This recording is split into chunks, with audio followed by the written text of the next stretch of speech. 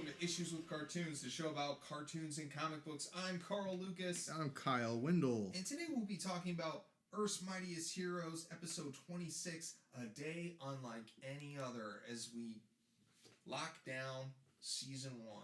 Yeah, this is the season finale. Story by Josh Fine and Chris Yost. Script by Chris Yost. And then directed by Sebastian Montez. Chris Yost took his hands to the wheel on this. He's like, I gotta get this ship home. That's right. Got to land this plane. It was a fun finale, I thought.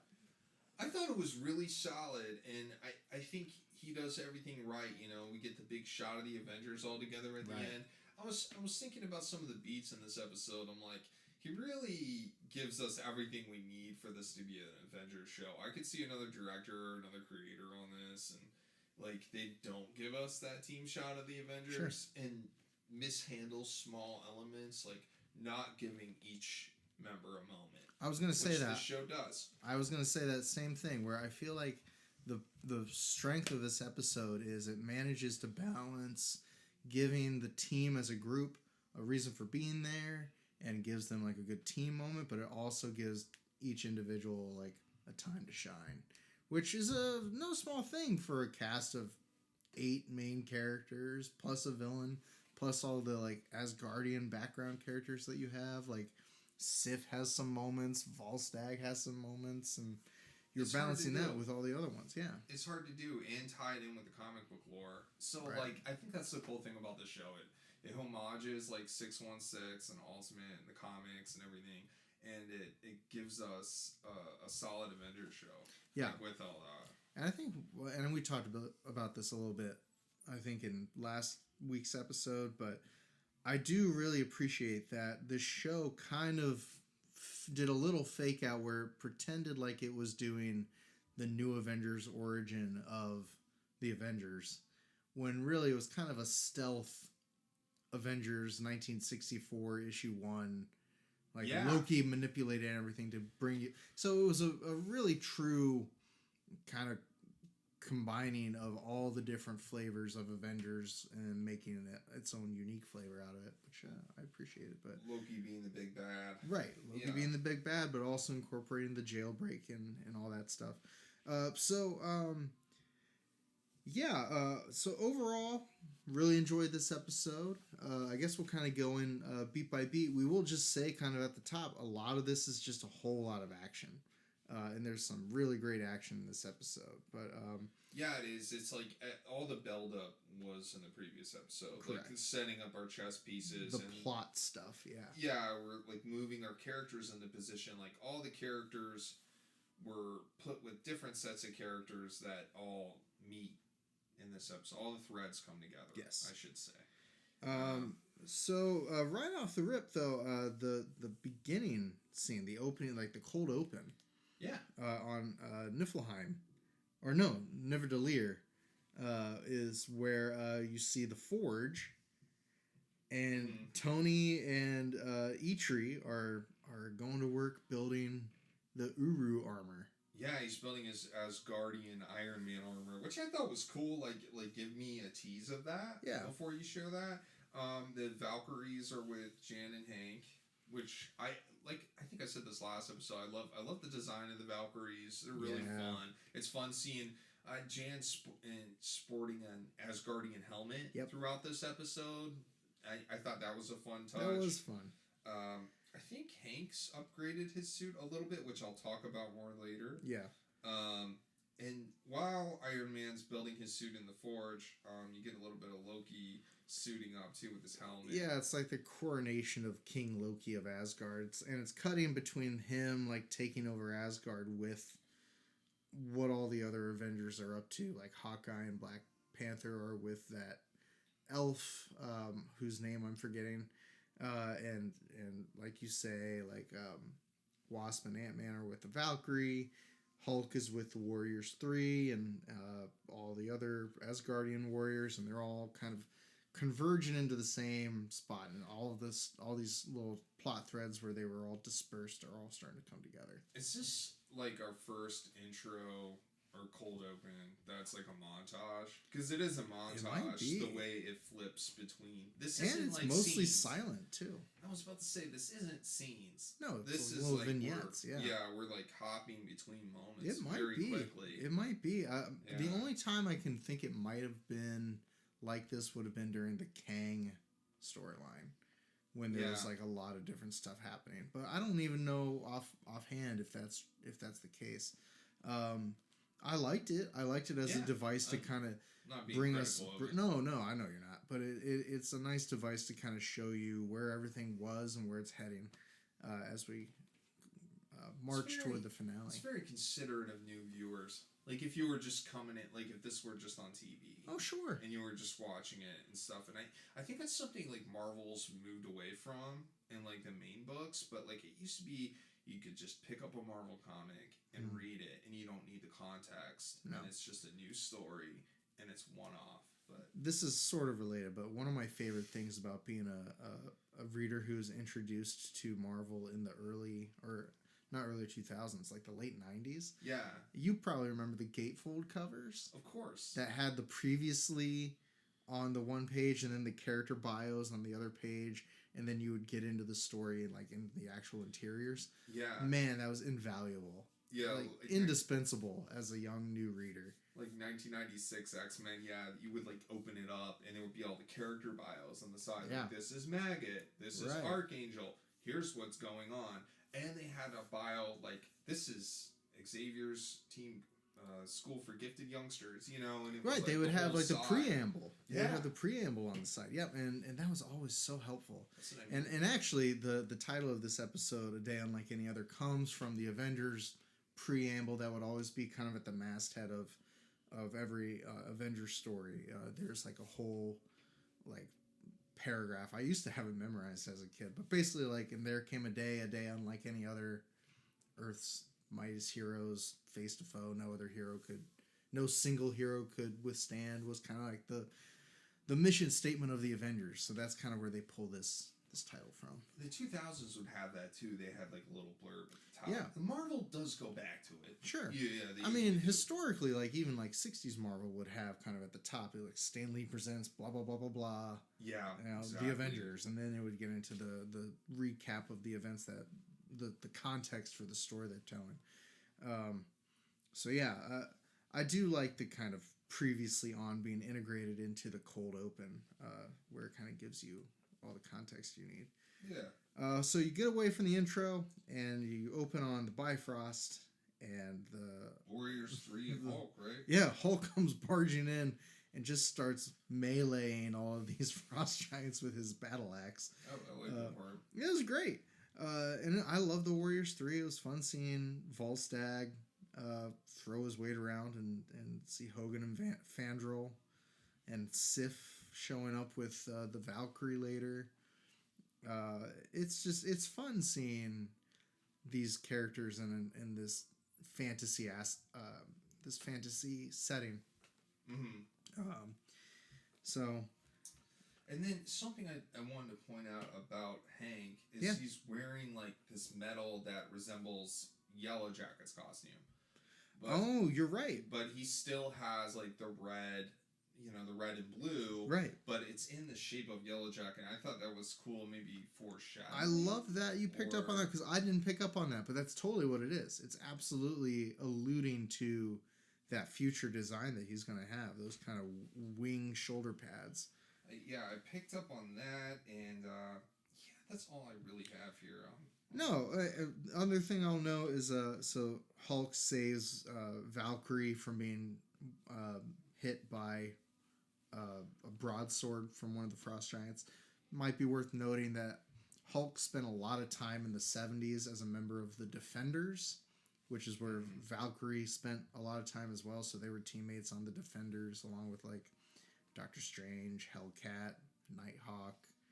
Did you ever read like the old Defenders comics? I had a few Defenders comics, but I don't remember the team. I know Beast was on the team at one point.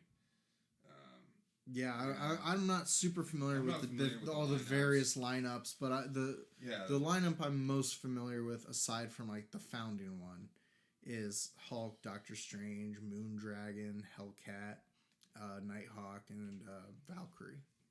We're all kind of running around together. So anyway, just an and you see that same connection with Hulk showing up in Ragnarok with their version of Valkyrie there. Like that's true on the bridge and towards the end they fight the giant wolf. Yeah. A lot of that is here. Yes. A lot of that is here. A lot of that pulling from Ragnarok mythology and everything like that. Jan was pretty enthusiastic too. She was like, "I rode a giant horse through space." Perfect. Perfect. No notes. Amazing. I love her characterization. She's still pleasantly surprised by all the things in the Marvel universe. Yeah, she's enjoying. Jaded like she was in Siege. Right. It's like by the time Jan's in Siege, she's been an Avengers leader for a while, and nothing really she's seen phases her. Things. Yeah. But this version of Jan's still youthful and still enjoying her adventures. Yeah, I do love that. Where she is not being jaded is a good descriptor for that. And then she says, "I flew through space," and Hank's like, "Actually, it was a wormhole." Like that's the most stick in the mud thing Hank's done on this show. Yeah, geez, kind of yuck her yum a little bit. Yeah. So yeah, they all kind of resolve to take the fight to Loki, and actually the Asgardians try to box the Avengers out of it, which I don't know how you come to that conclusion. Where like, oh, these people who just fought a bunch of frost giants should sit this one out, but they end up talking them into it, and then you cut to I think now we're in Niflheim with Hela. Oh yeah, I did. We get a little bit of Black Panther. Right, Black Panther and Hawkeye show. Yeah, Black Panther basically gives us our exposition, which the show does great. It has a great way of following the narrative wave. Give us the big action sequence, then give us a little bit of narration, then go back to your action sequence, which is Cap and Hela, right? Yep. But yeah, Black Panther is just an exposition device. He's just like, Loki's out to take over the realms. Yeah, we say that all the characters have a moment. And I'm not saying Black Panther doesn't have any moments of action in this show, but yeah, I mean, outside of being like the exposition, we don't get a lot of his character. They cut him off quite a bit after he's introduced, I've noticed throughout this show. Oh, I haven't paid as much attention to that. Like, he gets introduced, he has that fight with Cap. Mm-hmm. And he slowly gets smaller bits compared to the other characters. Like Jan and Hank get a ton of time. Oh yeah, they're practically main characters. Yeah, like Jan and Hank get a lot of time. Cap gets a lot of time. I almost think Jan and Hank get more time than Cap. Oh, that's interesting. Again, just saying this. Yeah, is the first time viewer. Thinking back on it, I don't see that, but if I were to watch this again. What we'll do is we'll do a whole another 26 episodes. We'll re-watch what we've watched, and we'll have a stopwatch, and we'll start tallying minutes for each of the different characters. I have enough time to do that. We could do that. Yeah, I'm not busy. I love Hela's design. Yeah, back to Hela. Yeah, here we do get a little bit of a reference to, I don't know if we've talked about this on air or not, but one difference that the MCU changed with Hela is that she became Loki's sister instead of daughter. Yeah, and we do get a line in here where she calls Loki her father.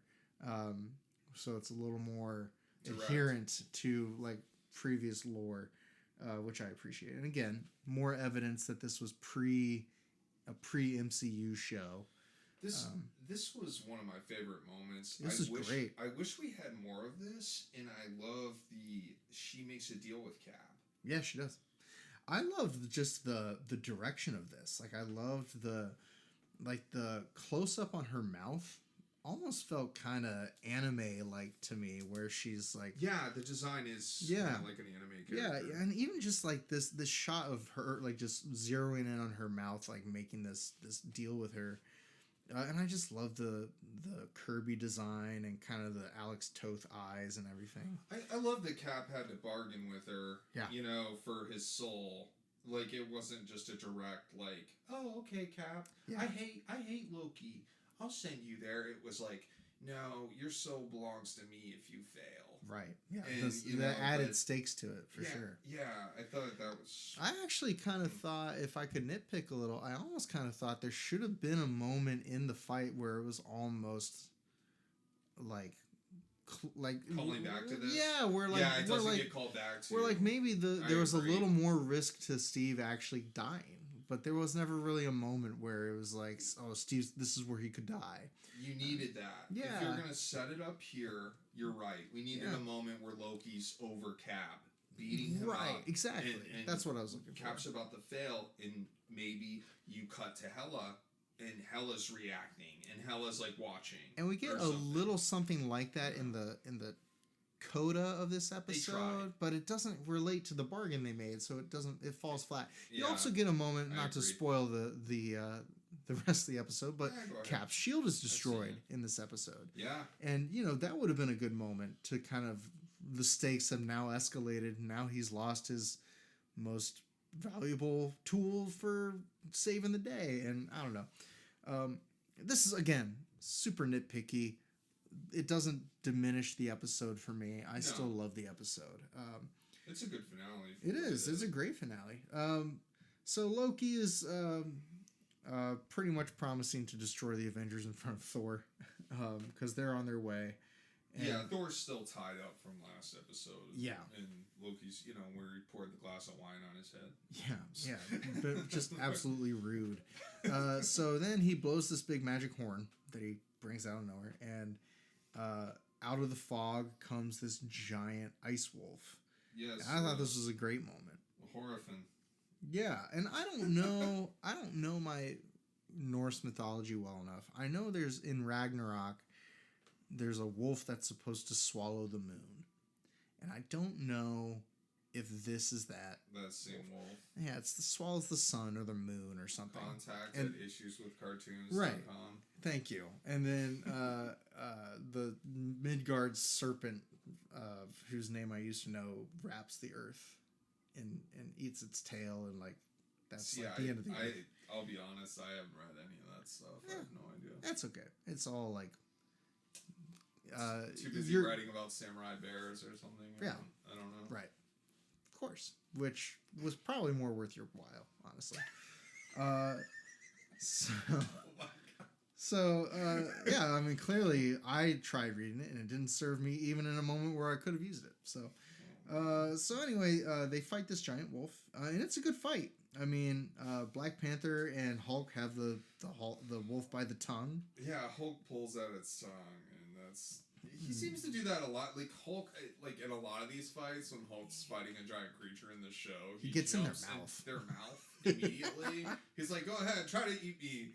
I'll be the cavity. I'm gonna tear you apart. Hulk smash. Your dentist will hate me." Yeah. For sure. No, it's always good to have a go-to move. Like, instead of being overwhelmed in a fight, you just know what to do. You just jump in their mouth. Yeah, if you tap the A button, Hulk jumps into the character's mouth and starts ripping out their tongue. It's just a standard attack for him. The scene of the wolf falling into the throne room and then them walking through the smoke into the fight, or into the throne room, ready to fight, was a really good moment. Yeah, I did set that up very well. I said, I like where the Avengers arrive. Yes. And you get that big wide shot of them all. That's what I mean. That's what makes this an Avengers show. For real. Is like that. Especially in the finale episode. Yeah. You need that big shot of the Avengers. And when that was there, I was like, okay. Yeah. That's good. That's everything you need. That's what we came here Exactly. for. That's what we came here for. Agreed. Loki pretty much mops the floor with them, though. I mean, none of them really get a hit on him. Oh, yeah. He's really with the Odin sleep, with that powers. With that Odin force. Yeah, he's way too powerful. Even there was one point where Jan flew up to him and started zapping him, and it just did nothing. Completely ineffective. Yeah, he just stared at her. Yeah, which I feel like Jan deserved better than that. But I don't know a way around it though. Like, there's literally nothing she can do against a character of that power. So the Avengers don't do much against Loki. They're all just trying to fight him. And then what character appears, Kyle? Well, when they're on the ropes and Cap's shield is shattered into a bajillion pieces, and he says, "None of you can face me," then in through the ceiling comes crashing in his new threads is Tony Stark. It's got that fresh suit from the forge. Yeah, it's got that new car smell, probably. It's got that Oru metal, the same as Thor's hammer. Yeah, and I looked this up not before we recorded, so it was a couple days ago, so I could have missed something, but I think this has happened in the books, but it didn't happen until after this show came out. It happened in the event Fear Itself. Now, contact at IssuesWithCartoons.com if there's a moment before Fear Itself when Tony wears a Asgardian armor, like an Uru metal armor. We need an Iron Man guy on the show. Like, we need somebody to come It's a blind spot for us, for sure. Yeah, like what version of armor is this? Well, this is Mach 12. I know. I need someone with an encyclopedic knowledge of all the different bells and whistles. Someone who can talk about Iron Man armor the way my dad can talk about cars is what I need. I need someone who can give me the specs on every mark. I don't think that's online. Like you said, if you looked for it online, then maybe the cartoon inspired the comics. That's what I'm wondering, because Fear Itself would have been around this time. Fear Itself came out in 2011. I remember when it came 2012. It's when Colossus got Juggernaut's powers. That's right. Yeah. I never read Fear Itself, but I've heard middling things. Yeah, that's how I would describe it. Yeah, it's not notable. I definitely liked other crossovers more. Yeah, but it is very Asgardian themed. Actually, one of the troubles with planning for this set of episodes was finding a comic from before this show came out that tied in at all to the events that happened in the show. Because, like, Asgardians versus the Avengers, from my research, didn't happen as much before the MCU kind of happened. In Avengers proper, in Avengers comics itself. Oh, I see. So I had to kind of stretch, and I found something that worked, obviously. But things like Fear Itself, things like War of the Realms, are, if you enjoyed these episodes, those storylines do have a lot of the same elements that you see in this. They just were published after the show came out. One of the things I like Loki said while he was fighting Iron Man, he's like, mortals, or usually, I'm paraphrasing here, mortals usually aren't my concern, but you have earned my attention. Yeah, you have like worked your way up. Dealing with mortals is usually beneath me, but you've earned my attention. Yeah. Man, I mean, if he wasn't being zapped in the skull, Tony would have probably really appreciated hearing that. Like, that probably would really feed his ego. And then, while Tony's in the sky getting his butt kicked, Thor is freed. Yes. And they all kind of split up, and one group's going to take care of Yggdrasil, the World Tree, and the other group's going to try to help Tony. And again, like, you have Cap, you have Wasp, and you have Iron Man and Hulk fighting Loki, and he still is just... It's too strong. Playing with them. He's too strong. He's Super Saiyan, and they're all just, he is like Super Saiyan. He's Super Saiyan, and they're all just lower power levels, and they just can't do anything to him. Just keep trying and stuff. It is like an end, like, video game boss fight. Yeah. Like, where, like, the main character is, like, really overpowered, and all the other characters with less HP and less bonuses are all trying to, attack. You can only beat them with combos. Yeah, What'd you make of the scene where Thor reaches through the little magic bubble to get his hammer? Like it. I thought it was fine.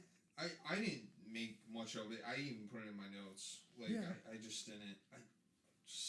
It was just interesting that he was able to get to it at all. But then we cut to Yggdrasil, where Hawkeye, Black Panther, and Hank are trying to figure out what to do about the World Tree, and they want to Hawkeye just wants to blow it up, like he is wont to do, and Black Panther has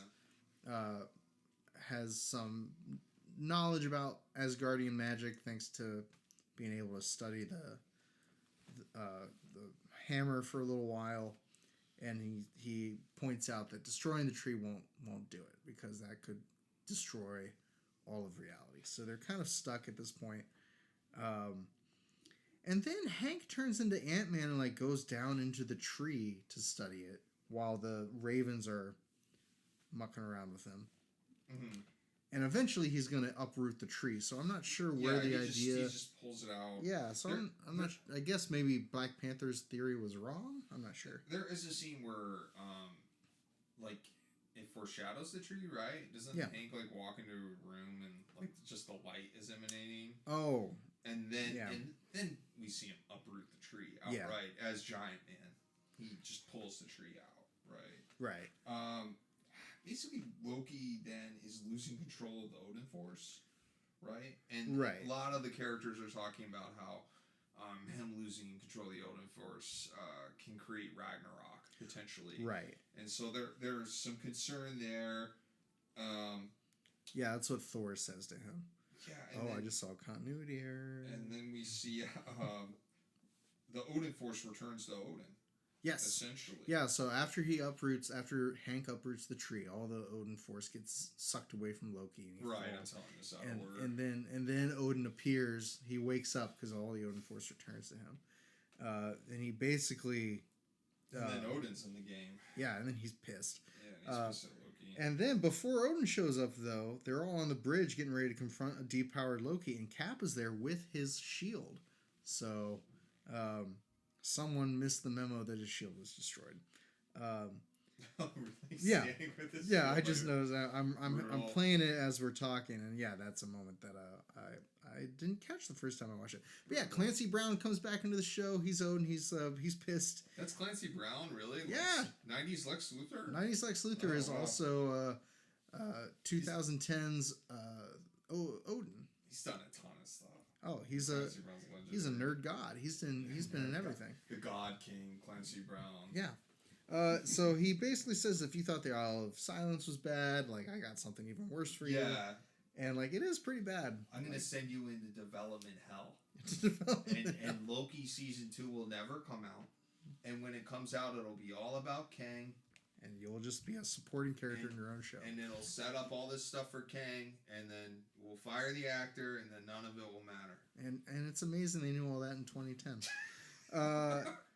So after all that's resolved, like, basically Odin says to Thor, like, he's honoring Thor and saying, you came back and helped your family when we needed you. And Thor's like, actually, I'm not the one you should thank. It was the Avengers. That was one of my favorite moments in the show. It felt very Return of the King when they're all honoring Aragorn, and then he says, no, it's the hobbits, and then he kneels and bows to the hobbits. It was very genuine, and it was like a rare character moment. Yeah. It wasn't all just smash, boom, pow, onomatopoeia, like characters fighting each other. Which we love. We love that from our Marvel canon. But like, I wish every Marvel project had more moments like this, like where Loki kind of turns and he's like, "No, this is my friends. Right. This is why I happened." Right.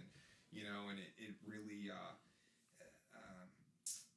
I don't know. It was a nice warm moment, and I was like, I feel like you get a lot of that with like anime. They have like longer moments of character development, and you don't get a lot of that in this Marvel stuff. No, you're right. And really, if you think of it from a storytelling perspective, like a story arc perspective, this is that kind of last ruffle in the feathers between Thor and Odin, right? Like Thor wants to be with Midgard, and Odin just doesn't understand why Midgard is worth his time, and he has no respect for Midgard. And then here, like, Thor gives Odin a reason to respect. I think he even says, like, you've earned my respect. That's a good point. And it's a full circle. Yeah, it closes that loop. Yeah. Yep, exactly. So I think it's necessary as much as it is satisfying.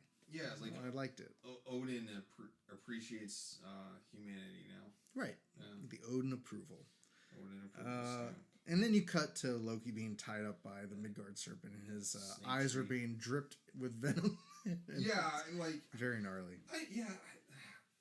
That was so quick. I don't know if I needed that. I almost would have preferred ending it with the ambiguity of just like this. You think the Isle of Silence is bad?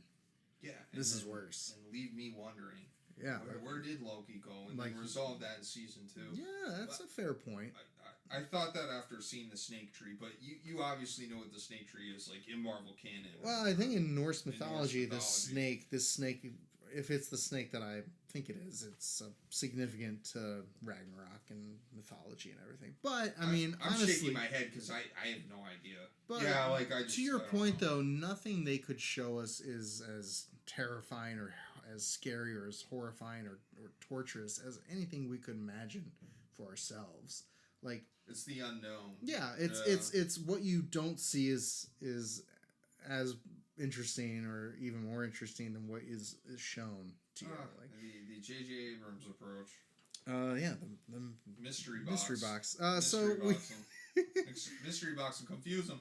Carl, I want to talk to you about this last scene when they're all saying, "Hey, good work, Cap. Yeah, go ahead and go get a good night's sleep. You earned it." He has this moment. He opens his bag. He's alone in his room. He looks at his shield, his shattered shield. He's disgruntled. He has a little flash of Hela, so he's thinking back to the bargain he had with Hela. And then he turns and he sees himself staring at him from the shadows, holding an alien gun. And then he zaps him. And then Captain America, this new Captain America from the shadows, has this smoking gun. And he speaks into his wrist and he says, "The infiltration has begun." And what happens, Carl? Turns out it's a Skrull. It's a Skrull. So this plot thread that we picked up in the Hail Hydra episode, several episodes back. Mm-hmm. With the Kree and stuff. Yeah. Well, actually, no. This is actually probably before the Hail Hydra one. It was whichever Mockingbird showed up in. Okay. When it was the Widow's Sting, I think it was. When it turns out that Madam Viper, or Madam Hydra, was a Skrull. And we get this kind of hint that the secret invasion is happening in the background. This is the coda to this episode is now Captain America is being captured and replaced by a Skrull. I thought for a second it was U.S. Agent or something, like, before the Skull transformation. I'm like, why? Like, who is this other Captain America? Like, who is this other Cap? Like, I had forgotten the Skrulls. You go through your nerd Rolodex and like, okay, is it U.S. Agent? Is it Anti-Cap? Is it the 50s Cap? Is it? And let me just say that the Skrulls first appeared in Fantastic Four issue 2, written by Stan Lee and drawn by Jack Kirby. There you go. There, good research, buddy. That was great. Thank you. I'll add to it that the Secret Invasion storyline began in 2007 with Brian Michael Bendis and Lionel Francis Yu, which took place in the New Avengers and Mighty Avengers storyline. So, so we're getting an adaptation of Secret Invasion in this show. Yeah. Is that what's happening? Yeah, well, and it's interesting because they're also going to kind of I'll just give the game away a little bit. They're going to tie in Secret Invasion with the Kree Skrull War, which is a classic, probably the first Avengers event, like multi-issue. Like when I say multi-issue, I mean like it lasted for like a year. This show does a lot of that though, like combining classic arcs. Like it did that with Kang, it did that with Ultron. And show's good at that. I'll even add Operation Galactic Storm is even folded into the big kind of alien arc that they're going to have next season. So a lot to look forward to. So Carl, before we leave Avengers Earth's Mightiest Heroes season 1 and we go into the comic talk, I want to take a little bit of time, and this being your first time viewing this show, this is a big moment. We're through season 1 here. Yeah, this is we've been building up to this for a while. So all this content, all this recording. What are your thoughts about Avengers as a show? About your thoughts on the season? I just wish there was more time given to the depth these characters have in the comics, but that has the luxury of time, which this show doesn't have. Right. It is limited by the 22 episodes, and I think Yost does what he can with it, and he does the most that he can with it. Mm-hmm. But I find myself longing for more character moments, which we get with Hank and Jan. To your point, we do, but to the expense of T'Challa. Like Bruce Banner is almost nowhere to be found. We get a little bit with Clint, I think. We get a little bit with Steve. The Hulk stuff. Yeah. The Hulk stuff's fleshed out. We get all like Hulk's rogue gallery in animation. We get like a pretty good. I wish we got more with Thunderbolt Ross and Betty. That would be great. I mean, honestly, I think that's a good call. I need that backstory, like there. Even if it was something subtle, like Hulk's out in battle with the Avengers and Betty's trying to call him. Yeah. And can't get a hold of him. Yeah. Something like that would have added more gravitas to it. Particularly when you know the background of this show like we do, knowing that this was originally, or at least that Josh Fine was working on a Hulk show before this. Mm-hmm. You know, like knowing that as a background knowledge, as context. Yeah. It is interesting that we went through the trouble of casting Thunderbolt Ross, and as of yet, we've not really seen a whole lot more Thunderbolt Ross. Yeah. We do have another season, so there's room for more. But at this point, there hasn't been all that much Hulk supporting cast. But to your point, we do get a ton of Hulk rogues, especially in the first half of the season. Yeah. I'm going to pull up the episode list for season 1 for you. Okay. Just to remind you of the shows that we've covered. And you don't have to put it in any order. Oh, is this a ranking thing? But if you could give me, like, what are the standout episodes for you? Give me, like, Standout 3 or episodes. 4 standouts. I do want to say, just real quick before I pick out the standouts. Yeah.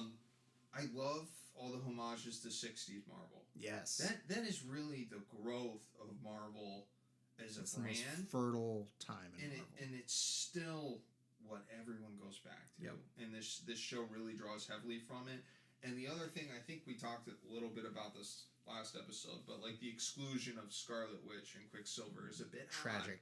Odd. It's an odd choice, and I think Yost and team would have tackled it great had it been here, but it's just not. But I do like that this is like a, homage to classic Marvel. Yeah, This whole show is. And I'll even add, like, to classic Fantastic Four, I feel like they pull from Fantastic Four, 60s Fantastic Four, as much as they do from 60s Avengers books. That's honestly. a great point. And then just, again, reinforcing the importance of that title from this brand, from this particular publishing house. Okay. Wow. We've covered a lot. We've watched a lot. Yeah, I'm looking through. You know what? I gotta go with the Ultron Imperium. Oh, yeah, the Ultron Imperative. The Ultron stuff was some of my favorite stuff. I gotta go with, of course, that Meet Captain America. It's like so classic Marvel. Yeah. And I've always loved the relationship between Captain America and Logan, Wolverine, and that they were both from that World War II time period. I wish the show did more with that, but can't get everything.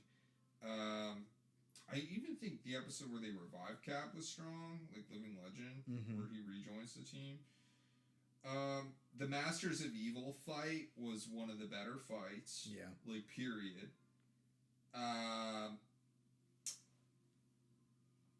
Even the Kang stuff. This is one of the cool things I think about this show and reading all this stuff with you, for me personally, has been like, just kind of really rounding out my Marvel canon. Yeah. Because I feel like my Marvel canon before this was really one-sided. Yeah. Like I said, it was all like based in Spider-Man and X-Men, and sure, I had read some Avengers stuff here and there. We're going to do the comics section after this and actually talk about some of the first Marvel comics I read as a kid. Yeah, which is going to be fun. exciting. That'll but be fun. This has just really been fleshing out my knowledge of the Marvel universe, which is cool. Yeah, that's been, and Avengers really is built for that. Like, it's a good kind of home base to dip your toe into all kinds of corners of the Marvel universe, because they are an ensemble book. So that's been really fun about this. All right, well, unless you have any final thoughts on season 1, let's bid a fond farewell to Avengers episode 26 and to Avengers Earth's Mightiest Heroes season 1, and take a break and talk about comics when we come back. Goodbye, Avengers season 1.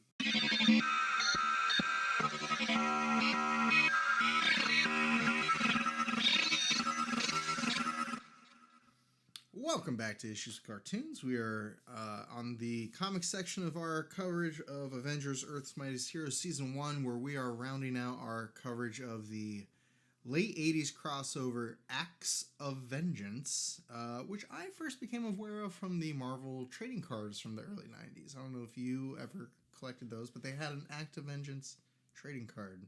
I totally had some 90s X-Men cards, but I never... You didn't have the 90s... Vengeance, yeah. You didn't have the 90s superhero line with all the different... There were like 200 of them. I never had Superman trading cards, like, specifically. Not Superman, just the superhero line. The from the... I'll you know what? I want to bring them over next time, and I'm going to show them to you. Okay. Because I learned about... Like, all of my knowledge of Marvel came from, like, the DK Ultimate books, the 5 Fabulous Decades of Marvel, those trading cards, like those Marvel tribute issues from post-Onslaught. Like, all those things are how I know anything and everything about what I know about Marvel. I gotta say... They were my Wikipedia of my day. They were not cool, but I had a lot of the Marvel Recharge cards. What are the Marvel Recharge cards? Marvel Recharge was Joe Quesada era Marvel from, like, 2004, and they were, like... all like ultimate versions of the characters, like CGI renderings of the characters. Oh, like those covers very from 2000s. Oh wow, Marvel characters, but it was a card game, and I don't know what they were trying to do with it. Oh wait a minute, I think I remember this. It was a point system game. There was like points on the cards, and you could put the cards together. They were color coordinated. I vaguely remember this. I do think I played in like 2004. Yeah, I had a ton of those. That's very funny. I still have my deck. I was trying to draw some sketch cards, and I broke them out recently. Yeah, to look at them, just to see them again. carllucasdraws.com. The scope of Acts of Vengeance is very broad. We've talked about that a lot. We had to kind of cherry pick the issues that we were going to cover for this show. Yeah, because you can't cover all of it. And it's so interesting, Carl, because we kind of fell into the Mighty Thor part of Acts of Vengeance kind of on a lark. Like, we saw it pop up in a Captain America issue that Thor was fighting Juggernaut, and then we were like, we should read that. And we just happened to read it. And fortuitously, issue 413 is significant for a couple of reasons. One of the reasons is, I don't know if this is the first place they reveal it, but it is one of the places they reveal the identity of the mysterious stranger behind the whole thing. Oh, yeah.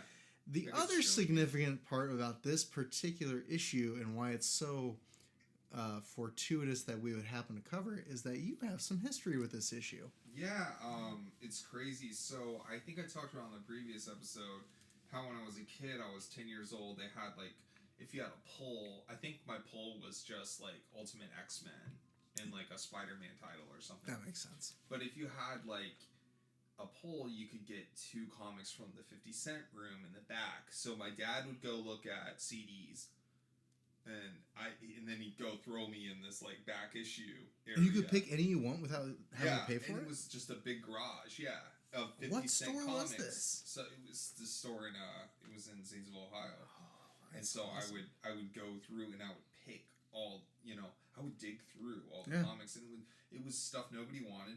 But this was my first Thor comic as a kid. This is the one I picked out with this cover with Doctor Strange and Thor, and I don't think I picked it out because of Thor. It was definitely Doctor Strange's on the cover. That's funny. And I was like, this looks cool. And I think I mentioned last episode that 414, which is the issue after this, was the first and only Thor comic I ever had for years, where he battles Ulick, who we see in a scene here later. But it's just so funny. That's so cool that we just kind of fell into this. Yeah. And you had some observations reading this. What was it? Maybe put more kindly, but what was your observation about this book, having revisited it in your mid-30s compared to when you were how old? Like 10? Yeah, I was super young. I was like 10 or 11, reading it. I reread it as an adult. I'm like, this is not entry-level friendly. There's like so much heavy continuity going on with this book. Like, it's tying in with Acts of Vengeance. Like, Don Blake isn't Thor. It's like another character has the Thor identity. He's in the middle of a domestic abuse dispute. He has a wife and custody stuff. battle. So there's all this stuff going on in his personal life, and then there's all these. There's so much lore, and it references references a War of the Gods event which happened, from my count, 20 issues ago. So like the stuff that they're resolving here is stuff from issue 400. It's crazy. It's crazy. The amount of continuity in this comic Yeah. is crazy. There's no wonder that young Carl read this comic book as a kid and now was like, nah, I'm gonna read Spider-Man instead. Yeah, and you know, I bet if you're a Thor reader, and I bet if you were following Thor from issue 400, like if you were like a dedicated Thor reader, I bet this was really fulfilling. I bet this was like really satisfying. But it is just interesting, and we talked a little bit about how this is the Tom DeFalco era of Thor and of Marvel. Like he was the editor-in-chief and he was the writer of Thor. I don't know if he wrote issue 400. I'm guessing he did. Just based on the story being resolved in this issue. But I mean, it's a great cover. It's a very classic cover. It invokes Kirby. Yeah. It's, it's and we'll talk about the art in a minute because that's my favorite part of this whole thing. But it is interesting where you go from Jim Shooter, who was so adamant about every comic as someone's first comic and was so meticulous about continuity and about power leveling and about all this stuff. Like, if he had planned Acts of Vengeance, if Jim Shooter had planned Acts of Vengeance, it would be probably incomprehensible for a whole different reason, where it was probably going to be so meticulously plotted out and coordinated, where this felt a little less so than what I would imagine a Jim Shooter event would be. But I guess what I'm saying is the benefit of that approach is that if you were to put a Jim Shooter book in front of an 11-year-old Carl, there would be no question what's happening, where you are in time, and like the continuity of it. I mean, that was kind of the thing that Jim Shooter hung his hat on, was continuity. All that to say, there is a lot going on here in terms of context. We'll probably, for the sake of conversation, keep it mainly focused on how it ties into Acts of Vengeance. But I do want to talk about the art, because Ron Frenz is the co-plotter and the artist, with Joe Sinnott on inks. Joe Sinnott, the legendary Fantastic Four inker, was on the book longer than Kirby was. Like, was a legacy artist on Marvel Comics. True. And this feels like a legacy of that old era of Marvel. And it was my favorite part about all of this. It was the kind of Kirby-ness of that Joe Sinnott line. Ron Frenz is like just evokes classic with a lot of stuff. I find it strange, like how much of my early comic book choices were. Maybe it was a product of just growing up in this time period, but like a lot of the comics I picked out were Ron Frenz comics because I like the art. That's cool. Yeah, so I do love that cover. Something there. Absolutely. There's something there. And the cover to 414, the one that I read as a kid that comes after this with Ulick on the cover, like that's a striking cover. To the point and to the point where like my memory of it, I remember it being much older than an 80s comic. Just because it looked so classic. But there it is, 1989 or 1990, whatever it is. So yeah, you touched a little bit on kind of the random plot stuff that we can talk about as much as you want, but there is like this sort of love triangle between Eric Masterson, who's the current Thor host, I guess, and with his son's babysitter, and with his co-worker, and then with his ex-wife kind of lingering in the background, fighting for custody of Kevin. His son's babysitter's in love with him, but he's going out with a more attractive woman, Jackie Lucas. Right. With Lucas spelled Lukus. Oh, so it's similar to my last name. Yeah, so no relation though?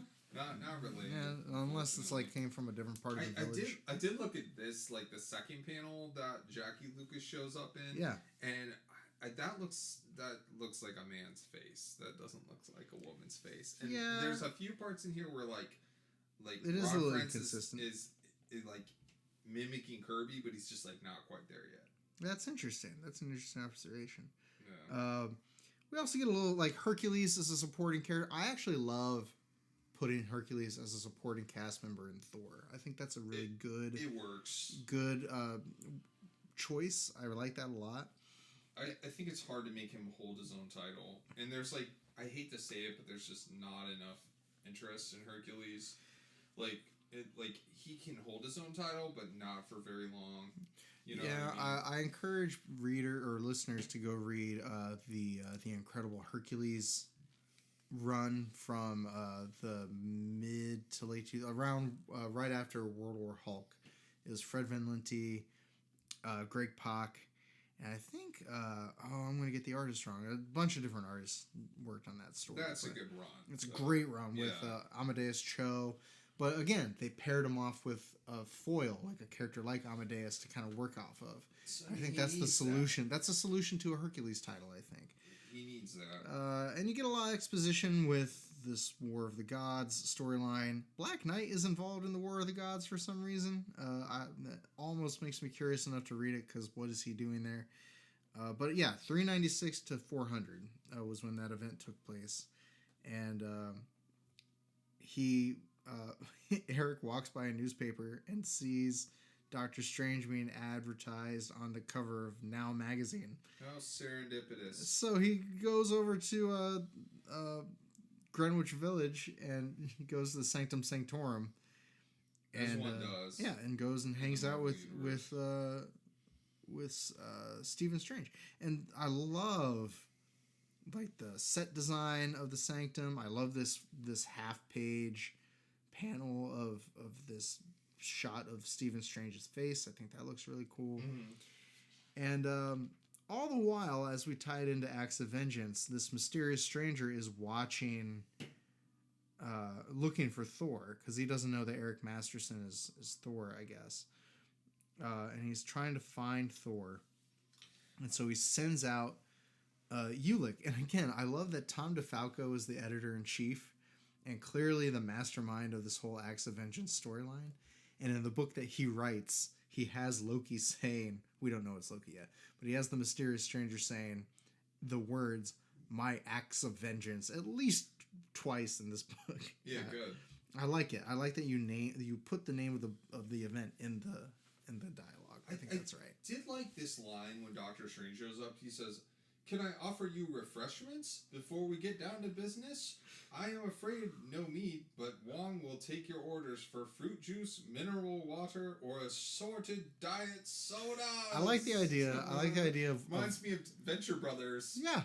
I like the idea of Wong at the supermarket, just getting an assortment of diet sodas, because Steven can't have caffeine. Wong, do they have Dr. Kelp? No, they do not have Dr. Kelp.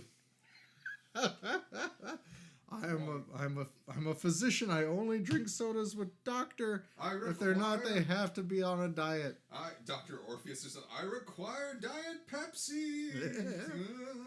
I've only seen the first season of Venture Brothers. Oh, you should change that. I need to change that. You should change that, and we should. I'm a Johnny Quest fan too, so it would make sense that I would watch more of that. We should cover that. We need to go back and cover Venture Brothers. So, anyway. Mysterious Stranger sends Ulick off to the Sanctum, and meanwhile, Strange is conducting a ritual, like a spell. Like he's doing like some magic on I Thor. liked all this stuff. It was great. This is the best part. Yeah. And he goes into Thor's subconscious, and he's in his astral form, and it's just really cool. It looks like it's some combination in my mind of like Kirby's Asgardian fields and landscapes with kind of the Ditko surrealism. I really like it. Wow, well said. It is combining both of those things. I love the little hatch marks that Sinnott does on the clouds and everything. This Parthum explosion on page 12 is really fun.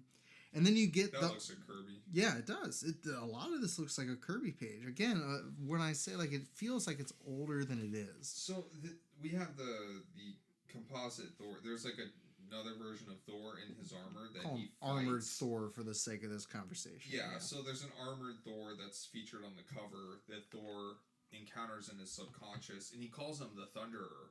Yeah. Which we talked about in Earth's Mightiest Heroes. I think episode 2 we were like, do people call him the Thunderer? And here it is here in the comics. There it is. People do call him that. Yeah. So, and again, we can talk about this comic in as much detail as you want, but basically you kind of have two scenes where you have Hercules sees Ulick about to attack the Sanctum, and then you have this subconscious battle between Thor, armored Thor, And then Eric Masterson is in the mix, and Doctor Strange is kind of watching things from afar. Let's skip ahead. Who is the armored Thor revealed to be? So Thor has him on the ropes. He yanks off the helmet, and it's Loki. Mm-hmm. And this is when the big epiphany happens, where Thor's like, wait, it was Loki manipulating me the whole time. Maybe he wasn't just manipulating my body. Maybe he's also in charge of all the stuff that's been going on lately with supervillains and with the seizures and with the acts of vengeance happening. And this is when the big reveal happens, when the mysterious stranger turns into Loki. And I love the way Friends draws this. I love this. Victoria, or Loki's standing in a very victorious pose. It's a great shot. He's just like gloating almost. He's like staring up. He's like happy. Yeah. It's a really strong illustration of Loki. I really like it. It's a cool reveal, too. Yeah, it is a good reveal. Nice. It's good. So, Carl, you didn't know this was Loki as we were reading Acts of Vengeance. No, I didn't pick up on that. So, does it make sense to you now why I picked Acts of Vengeance as the tie-in? Oh, yeah, absolutely. Because it's another thing where it's like Loki's orchestrating events from the background. And, I should have picked up on it. It's like all the other major Marvel villains are there, right, except for a Thor villain. Right. So, like, I'm a little embarrassed I didn't pick up on it earlier that the masked or the suited guy wasn't behind or wasn't Loki. Yeah, well, I mean, you're forgiven. I mean, I tried not to. I think there was actually one point in our conversation where I accidentally called him Loki, and thankfully I don't think you noticed. But I don't think I did. But it's interesting because and we'll talk about this when we cover one of the Avengers issues, but this kind of serves as a direct sequel to Avengers issue 1. This whole event. It is because it's him kind of feeling sort of mocked and humiliated for creating the Avengers. So anyway, the issue leaves off. He kind of knows who his enemy is. It's Loki, and he's gonna go and let the other Avengers know what's going on. We get the big moment here. This great final shot of the Sanctum with this figure of Loki kind of looming large in the background, which again reminds me of Avengers 1. Pages from Avengers 1. Yeah, it's all calling back to that. Did you read the Beta Ray Bill backup? I didn't. It's more of Beta Ray Bill in space fighting like Beta Ray Guardians Bill of the Galaxy characters, kind of. In space. Yeah, it's Beta Ray Bill in space. So if you guys want to check that out, check that out. If anybody follows the comics we read while we read them, I don't know. If you don't, congrats for making it this far into our podcast. I think you'd enjoy it a lot more if you read along with us. Yeah, I don't know. All right, let's talk about Avengers 313. Okay, yeah, so Avengers 313. I feel like I've seen this cover before I read this issue. This is the first time I've read this issue. Yeah, I've never read this before. And same as you, I've seen this cover before. But it's been talked about before. Yeah, it's got Mandarin and the Wizard, and it's the Wonder Man, Thor, Captain America, Vision, and Black Widow on the cover. Yeah. The fate of the Scarlet Witch is teased. And then this is written by John Byrne, drawn by Paul Ryan and Tom Palmer again. Again, we'll be as in detail as you want to about this, but it's basically the aftermath of the Freedom Force fight. Yeah, last issue. Where they're in Avengers Park and everything's kind of torn to shreds. Avalanche uses his powers on Vision and completely decimates him. One of my favorite Avalanche moments ever. That was great. Yeah, unexpected.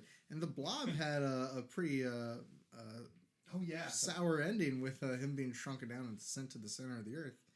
I enjoyed that. I want to know how Blob escaped from that. Contacted IssuesWithCartoons. Yeah, tell us the issue number where he shows up again. Yeah, I'll go read that. I like this scene where Jarvis is communicating with all the Avengers. I don't know if I've noticed that Jarvis, I don't think they're consistent on this. Jarvis has an eye patch, and I might be wrong. This could be a fallout from the Mr. Hyde torture scene from the Under Siege storyline we read several episodes ago.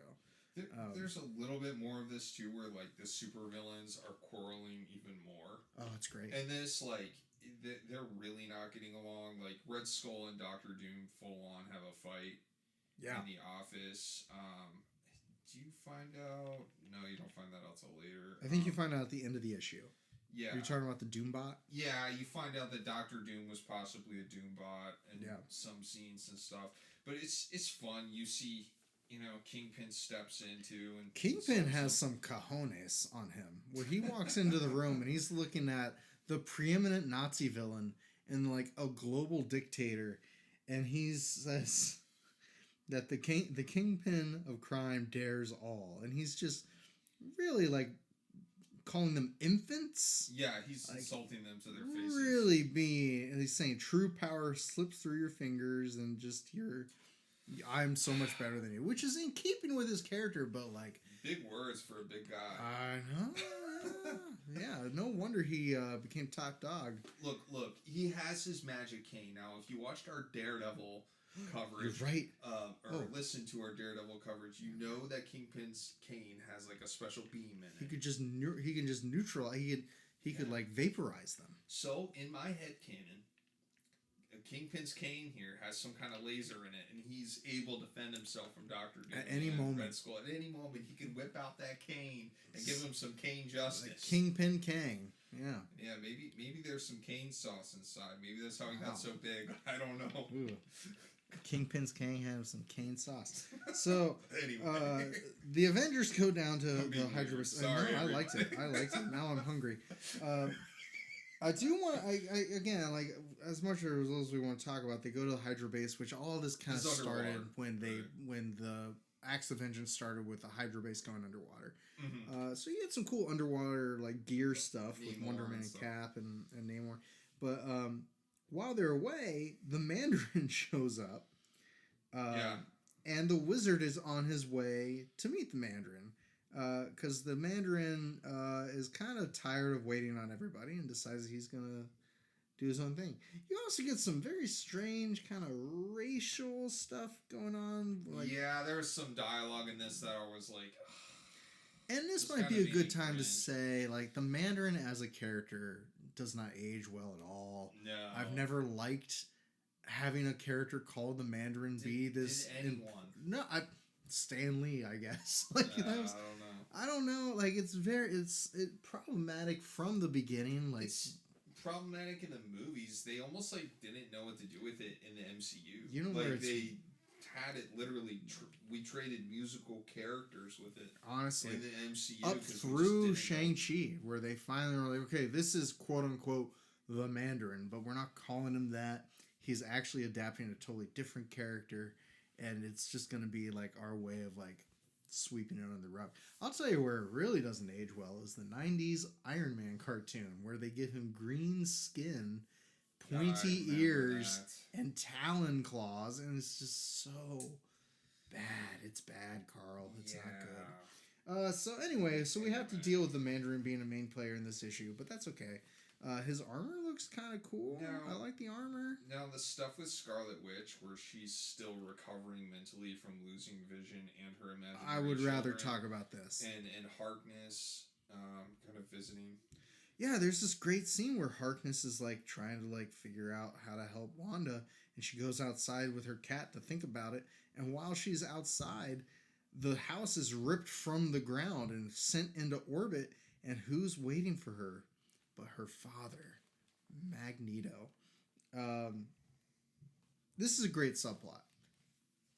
And it leads into a story arc in Avengers West Coast that is very famous in Scarlet Witch's history that leads to a lot of storylines later. We'll talk more about it when we get to Avengers West Coast. But it's a great scene to kind of plant seeds for later scenes that we'll see in other issues. Yeah, it's a great moment. They illustrate the house leaving the ground really well. It's very well rendered. It's a very good sequence, good sequential storytelling. Very cool. So we get some Hellcat. Hellcat and Black Widow. I love Hellcat. I've always loved Hellcat. Hellcat's underrated. Underrated. I love that costume.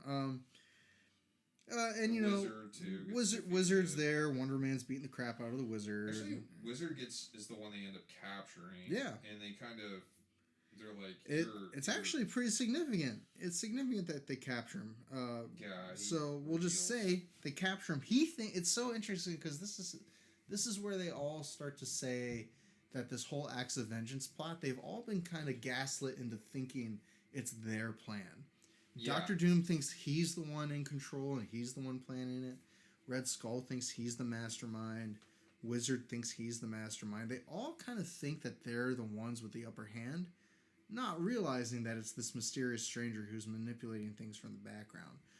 But while he's observing the Wizard being captured and being super disappointed that he's been captured, the guy who we don't know is Loki yet, but for ease of conversation, we'll call Loki. Loki hears the villains bickering, and he walks in, and they're all bickering. We get some very racist stuff coming from the Red Skull again. And he's then, a Nazi. What do you expect? of course, yeah, very in character. And then, just randomly, Doctor Doom starts to kind of go up in smoke, and he explodes. Yeah, he's a Doombot. And we realize that possibly the whole time, he's been a Doombot. Yeah. And I don't know. I like that turn where like he doesn't think this is worth his time to be in this room with these super villains. I don't think the Mandarin's worth Doctor Doom's time. No, the Wizard is not, certainly. The Mandarin, God, I hate even saying the name. I don't even think any of them are worthy adversaries to Doom. Honestly. Oh, you don't think the Red Skull is? I think Doom is above all of this. I mean, Doom would agree with you. He's Lord of Latveria. He's a. If you're not Reed Richards, why is he wasting his time? He has to go destroy the Fantastic Four. He's worried about cosmic things. He's smarter than every person in that room, and he knows it. Yeah, and Kingpin's just trying to control the underworld. Red Skull's busy being a bigot, and Mandarin, I'm not sure what he wants, but he wears samurai armor. And I know what he needs. He needs a new name. That's my biggest problem with this issue too. Is like Mandarin does go and fight the Avengers, but I don't. By the end of this comic, I don't know what he wants. They fight the Wizard as long as they fight the Mandarin. What does he want? What is he after? What are his motivations? Cause some chaos. It's not given, and I think the comic for me suffers because sure. I don't. That's okay. I mean, and I think that's fair. I want to talk about Captain America number 367, which is the final tie-in for Captain America's run for Acts of Vengeance. And on the cover, it's a cover I've seen before. It's, I think, a pretty famous cover. And it's Cap's greatest foe, the Red Skull, defeated by Magneto. And it's Magneto standing with his foot on the Red Skull's head. It's a strong cover. It's a strong cover. I'm just realizing as I'm talking, I'm wondering if I missed the dialogue where Red Skull mentions that his body is a clone of Steve Rogers, where he says, "I have the perfect human body now." He is talking to Magneto. Magneto. When he says so. It's in this comic. It might have been in the previous comic. Okay. I can't remember. Worth noting, there's some mention of that. One. Okay, so he's on his second body, is what he says. Yes. He's talking to Magneto. He's like, Magneto's like, I feel like I've seen you before, and he's like, but not in this body. Yeah, this issue does have that scene. You're right. Yeah. We can talk about, again, as much as we want to talk about, Namor has been woken up from the Controller's influence, and very quickly though, after they kind of tie off that thread, we cut to the Skull's office. And this is why I wanted us to read the Captain America tie-ins, because I feel like this is a really big deal. This confrontation. Okay, I think it's one that you particularly would appreciate a lot, because the Red Skull famously is a Nazi, and Magneto famously is a Holocaust survivor. It actually makes me wonder if this is the first time this has ever happened. I can't imagine it is, but perhaps it is the first time Magneto bursts into the Red Skull's office saying, "We must talk." Yeah. Incredible image, by the way. Kieran Dwyer is the artist, I should mention. Mark Grunwald is the writer. And he basically makes short work of all of Skull's security systems. And He says to him, my family and I were victims of oppression, of concentration camps, of brutality, and I swore to avenge them all. And he says, I know you were the same Red Skull that worked with Adolf Hitler. And he says, you may not have directly been involved in my family's deaths, but if you were part of the Nazi regime, then I have a problem with you. And it just starts this conflict, and it is amazing. Yeah, no, it's cool. It's fun seeing Magneto fight Red Skull. It's like great. It's a cool moment, and it's a pairing. We don't, like you said, I don't know if it's happened prior to this, but it's definitely fun to explore that. Yeah, like let's explore this connection of Red Skull being a Nazi and it's one of the Magneto being a Holocaust survivor. Yeah, it's one of the benefits of crossovers. Like the reason you have crossovers, I think, is not just because the stakes can be high and they're exciting, but it gives you an opportunity to put personalities that aren't often together in a room together, and you get these amazing mashups. And I think Red Skull and Magneto is one of them. Same with Thor and Juggernaut. That's a great pair up. But this is this is one of those pairings that's like character driven, and I think it's really compelling. And Kieran Dwyer draws a great Magneto. Yeah, and it's interesting. Like some of the like the part of Magneto's cape isn't drawn how you normally see it, but I like the take on it. Yeah, Same with Magneto's belt is slightly different than what other artists would render it, but it's a cool take on Magneto. I'll take it. I like the coloring too when he goes down to the subfloor and he fights the sleeper, and it's like limited color. Yeah, it's like magenta and red. That worked really well. Really, really well. Really perfect for that character. And the sleeper actually has a similar color palette, so it works doubly well for that. This almost justifies turning Magneto back into a villain in the 90s. Yeah. Because you could do something like this. Right. You know what I mean? Yeah, well, and it's like that scene in 97 when he takes the executioner. Yes, that's what I was gonna say. Is the executioner scene like that's like there is like a line where he's just like there's some fools he won't suffer, and I feel like that Skull is one of those fools, you know. That's a great part.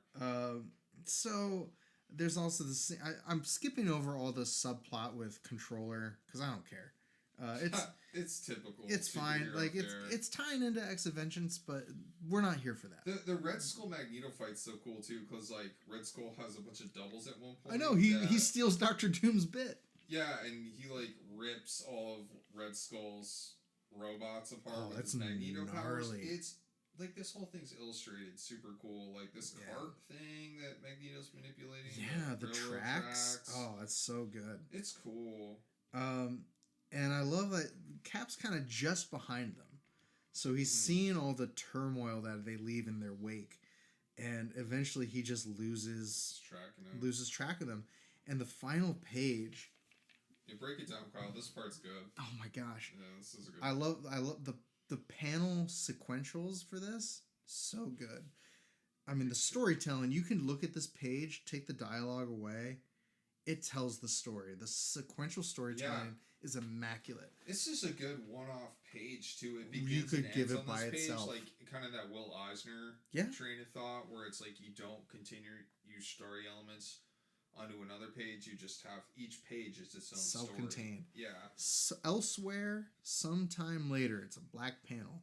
Then there's a burst of light, and the light is coming from Magneto's flashlight, and you see this beautiful illustration of Magneto holding a flashlight.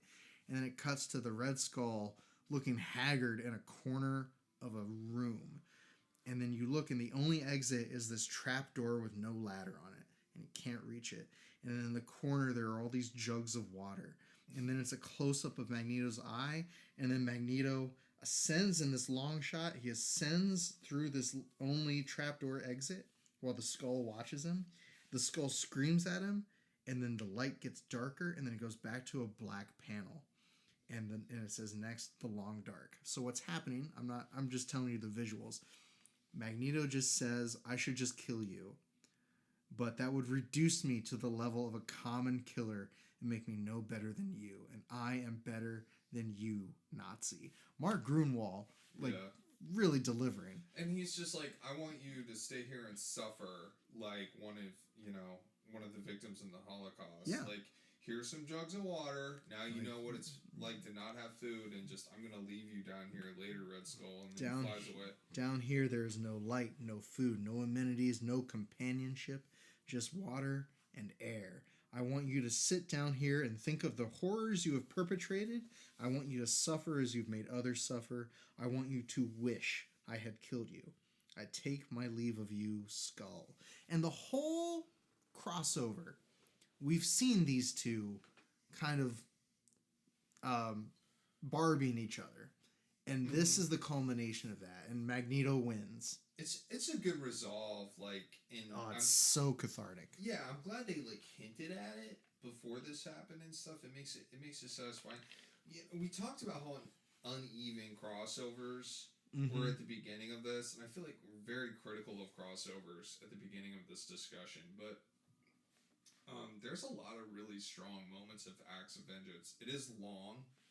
It is a labyrinth of comics. Yeah, and we're not even scratching the surface of all the crossovers. Crawl through. We read a few of the epilogue Yeah, kind of there are comics. multiple epilogues. Yeah, we read Avengers Spotlight 29, which we both kind of said nothing really happens in, and we read Amazing Spider-Man 329, which had the Cosmic Spider-Man. There's interesting stuff in it, but for the purposes of this discussion, not as relevant. The Spider-Man stuff really has nothing to do but with that. This one, I feel like, and maybe you'll agree, even though it doesn't necessarily have anything to do with Loki and with all the machinations in the background, it does have a lot to do with the scenes we've seen in all the other parts of this crossover pertaining to the villains in that room arguing. Yeah. This is one of the few times, Doctor Doom blowing up is one, Wizard being captured is one, but this is one of the few times where the villains who are in that room fighting and arguing, that conflict has a resolution. And this is that resolution. And it's done masterfully. Yeah, I don't know if we get more with Doom. Maybe we do it in the other comics. Maybe. But yeah, I don't know. Sure. But yeah, no, this is fun reading all this stuff and going through. It's a fun tie-in with our Earth's Mightiest Heroes, because it's another storyline where Loki is behind everything. Yeah. Loki is manipulating all the events, and I think it works well. I can't believe I didn't know it was Loki the whole time. That's okay. Let's talk about the final issue in the event, Avengers West Coast, number 55, and then we'll put a bow on it and be done. But because also I didn't read the King Cobra story again, because I didn't. I skipped that. I didn't care. So Avengers West Coast 55. This is billed as the finale to Acts of Vengeance. The cover says, "Let there be an ending." And it's written and drawn by John Byrne with Paul Ryan on inks, once again. And it opens with the house floating in orbit with Magneto and Wanda. And John Byrne just draws a great Magneto. He draws a great Wanda. But I love this image of Wanda kind of comatose in a chair while Magneto watches on. It's a really good image. Yeah. He's just trying. And you're right. His belt looks nothing like what Kieran Dwyer does with it. Oh yeah, that's not consistent at all. And so this follows directly after Thor 413. Thor has arrived and tells everyone it's Loki. Loki's behind it all.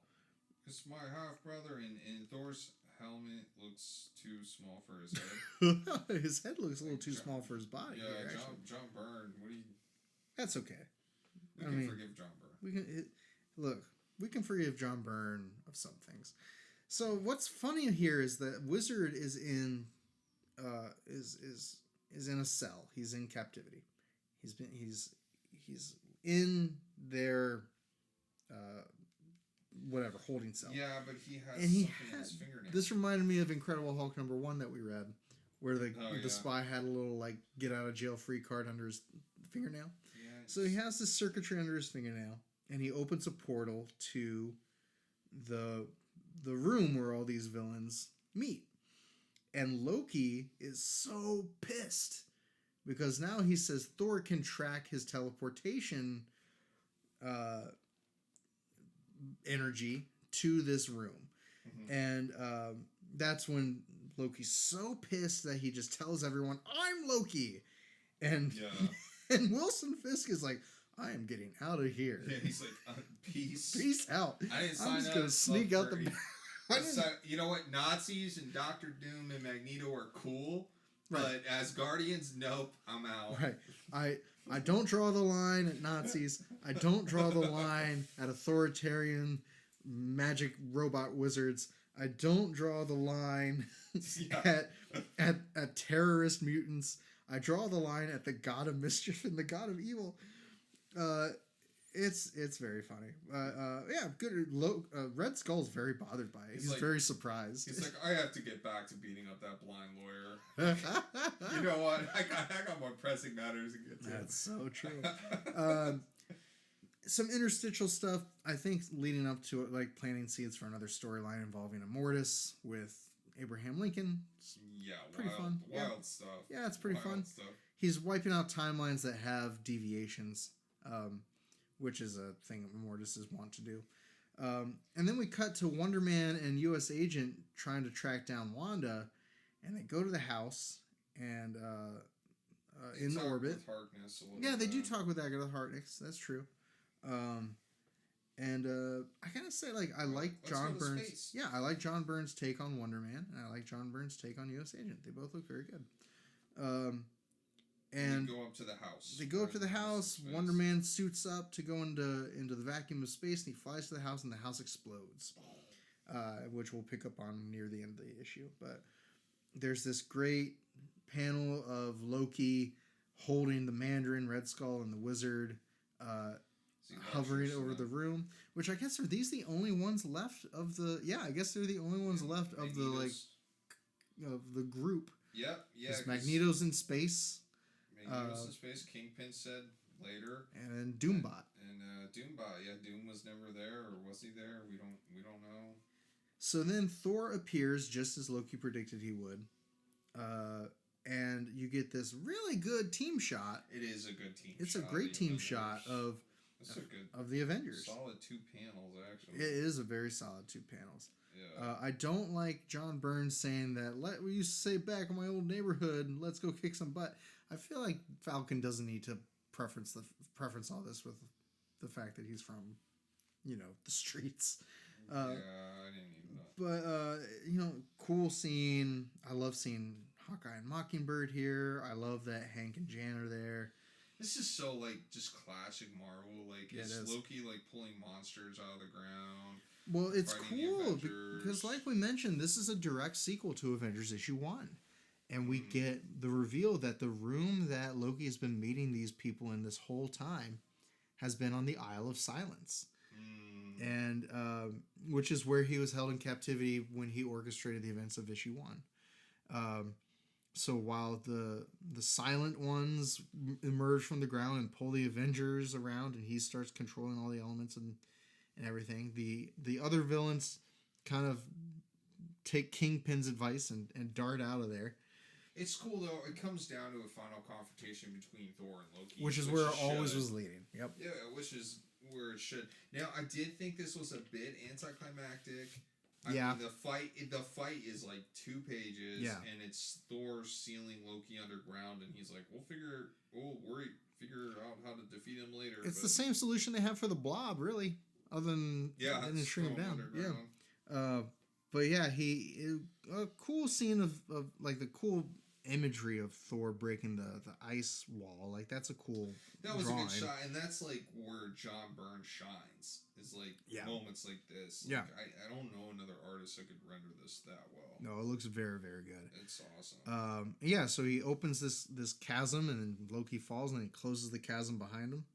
And we get a nice long monologue by Thor where he kind of makes it explicit that this is a sequel to Avengers issue 1.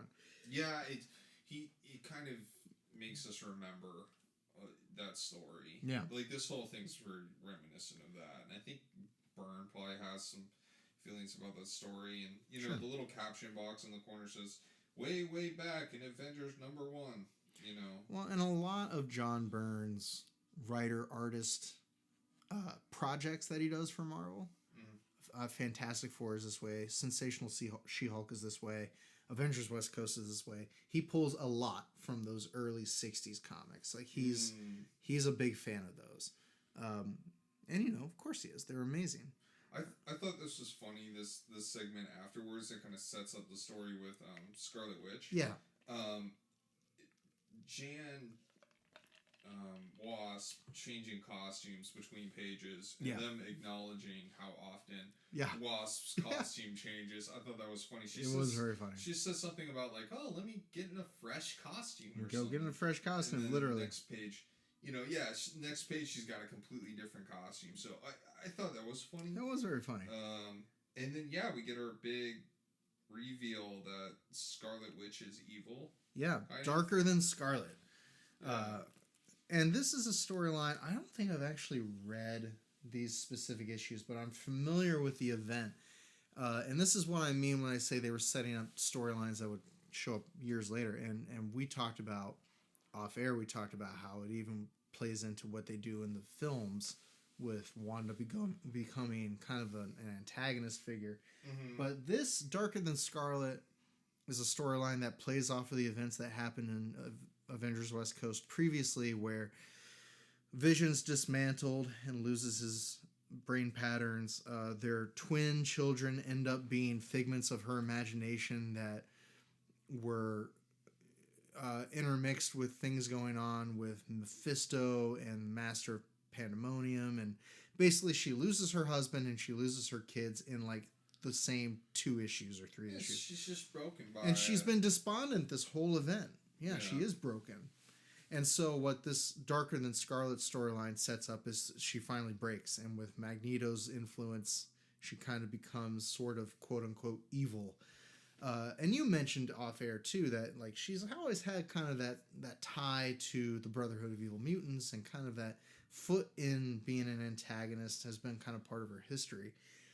But my point is, like, this actually feeds into what we see 15 years later with Avengers Disassembled and House of M. Yeah, leading like into more mutants. Yeah, Wanda wiping out the mutants and stuff. So the next stepping stone to that is in the events after this issue. And we're seeing a lot of this is being set up in live action. Yeah, almost like this is almost her arc in Doctor Strange 2 and WandaVision shows. Like they're following the comics in terms of Wanda's character. I hear a lot of people say that, like, oh, Wanda's character flipped like a light switch, and it's like, it's following. Subtext is lost on some people. Subtlety is lost. But anyway, this does put a button on Acts of Vengeance as an event. Anything you want to add or close with Acts of Vengeance? I think this is something interesting to explore. Like pairing all these villains together, all these classic Marvel villains together. I don't think we had an opportunity to do this before or since, because like each of the characters, at least in this more modern era, have become mini franchises that they're so like invoked in their own worlds that like I think at this stage of Marvel things were open enough to where you can have all these characters come together like this. Yeah. And we didn't need to make it like a billion. I'd say that this is already a really big crossover, but like just to have Red Skull, Kingpin, Doctor Doom, and Magneto all in a room together, I don't even know if that could happen now. Like is Magneto's a villain or a hero again? I don't even know what the status. What's the status quo? Is Red Skull even alive? Is Kingpin? Is Mandarin a thing? I doubt it. Is Kingpin dead? Like I don't know. Like what I'm saying is the comics got more convoluted later on. Sure. In bigger franchises. So like I think this is a cool moment in history. Mm-hmm. I think this is a cool moment when all these characters are able to converge like this and make this story. I agree. I think it's also interesting thinking of Avengers Earth's Mightiest Hero, just to bring it back. It's interesting to think of season 1 as sort of a shadow adaptation of Acts of Vengeance in a way. Like it was kind of like a stealth adaptation of Acts of Vengeance, like not directly, but in the same way that this event opened with a breakout, they found a way to pair that with the breakout storyline from New Avengers. Mm-hmm. And in the same way that Loki manipulated events in Avengers 1 and in Acts of Vengeance, they managed to tie those threads in and deliver it much in the same way that Acts of Vengeance delivered it, in that we knew that there was someone behind everything the whole time. Yeah, it wasn't until the third act that there was a big reveal. And then it ends with a confrontation in one of the 9 realms, in the Isle of Silence. Like, it ended in a kind of an Asgardian setting with a big final confrontation. So I thought that was on purpose. Like the Acts of Vengeance tie-in? I kind of do. It almost seems like only because of 2 reasons. So there's an episode in season 2 titled Acts of Vengeance. It has nothing to do with the plot of this crossover, but they're obviously aware of it. Also, based on my research, I don't think there are many other Avengers events at the time that Avengers Earth's Mightiest Heroes was made that has Loki as the main antagonist. I don't think there were, if any, there aren't many. And this was probably the most prevalent one outside of Avengers issue 1. So and the fact that the Masters of Evil were kind of manipulated by Loki behind the scenes to fight the Avengers and everything, it seems awfully convenient if it wasn't a direct tie-in or a purposeful tie-in. Yeah, I remember a pretty big crossover where like Alpha Flight gets introduced and Loki fights the X-Men in the 80s. I want to say it's Atlantis Strikes or Atlantis Rising, maybe. Yeah, I am losing the title right now, but that was be John Byrne again. Yeah, that was like early 80s and stuff. So, Loki. Yeah, Loki's around. I guess what I'm saying is, as far as like as an Avengers villain, an Avengers villain. That's why I should say, just for clarity. Yeah. Yeah. Yeah. Anything else you want to say, Kyle? Wrap this up. No, I'm glad we read it. And end of season 1. Yeah, I am too. It's fun to explore, and there's a lot of great moments within this crossover. I mean, I wish we had time to read more of it. We kind of did the Clifton Notes. Yeah, we kind of had to shortchange it a little bit, but sake of time. On our own time, we can explore more corners. I want to read Daredevil versus Ultron. That happens in this book. I have that issue. Do you? That's I have funny. that issue somewhere. Let's talk real quick about the state of the podcast. Season 1 is finished of Avengers Earth's Mightiest Heroes. We're going to take a little break from Avengers between the 2 seasons. Mm-hmm. We have a couple of things that we want to cover. We have a top 5 episode to deliver to you. We're going to introduce a format called Pitch Meeting that we're going to introduce to you during the off season. We have a couple of big film projects that are coming out as long as things are airing on time. We have Fantastic Four First Steps, and we have Superman from James Gunn coming out around the time that a little after this episode airs. I think we've decided we'll be covering All-Star Superman. Yeah, I think that's pretty much in the bag. We haven't quite decided what our Fantastic Four coverage will entail, but there will be some coverage because that's a franchise we both love. Yeah. So once we've kind of gotten through July, I'll say, once we get into the end of July, beginning of August, we will return to Avengers Earth's Mightiest Heroes with season 2.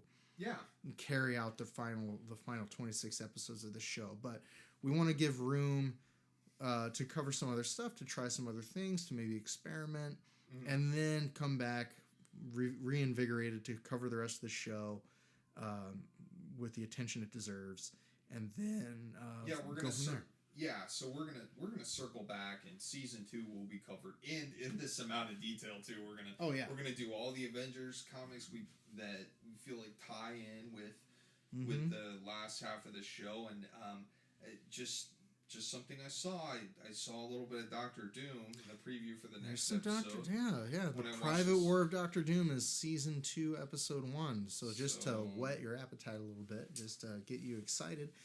Season 2 is great. There are some changes to the format a little bit that I'm excited to talk about. And we know that the Secret Invasion is coming. We have Bucky alive. Bucky's still to contend with. Yeah, I'm still waiting for that. I'm waiting for the resolution on Bucky. Right. I thought that was going to be the season cliffhanger. They're making you wait for it. Making you wait for it. It wasn't. So sorry, bud. We'll see what else happens there. But Carl, where can they find you? They can find me at www.carllucasdraws.bsky.social. I'm currently working on a sequel to Shogun Bear 2. Shogun Bear Fights All Monsters. I don't know when that'll be done. I'm editing page 40 right now. And Kyle's been helping me. He's being my little editor. He comes over and looks over the pages with me. You don't need my help. And stuff. Kyle, what are you working on? You're writing some comics too right now. I'm writing some comics too. I'm working on kind of the fully realized version of Mad Science Rejects is kind of my current baby that I'm working on right now. I also big have outline. Yeah, really big outline. Very daunting outline. I also have some much more manageable mini comics version of Mad Science Rejects. Also Thunderduck. I also have Cornelius Armstrong. They're great. Potential pending sequel. I kind of hoped it would be out by now, but I got sidetracked with Mad Science Rejects, which is you just have to accept it. But you can also you can find that at kofi.com/kylewindle. You can also find Issues with Cartoons on Instagram, Bluesky, YouTube, TikTok. Carl's got TikTok. Follow Carl on TikTok. We have a TikTok. We now have a TikTok. Yeah, we have an Issues with Cartoons. We have an Issues with TikTok. Cartoons. Go follow us there. I also just started a TikTok, so I'm still finding my footing there. And then you can like and subscribe, rate and review, and share and comment on Spotify. That's right. Issues with Cartoons. Contact at IssuesWithCartoons.com to email us directly with your feedback. And until next time, there are more issues to come. Stay tuned.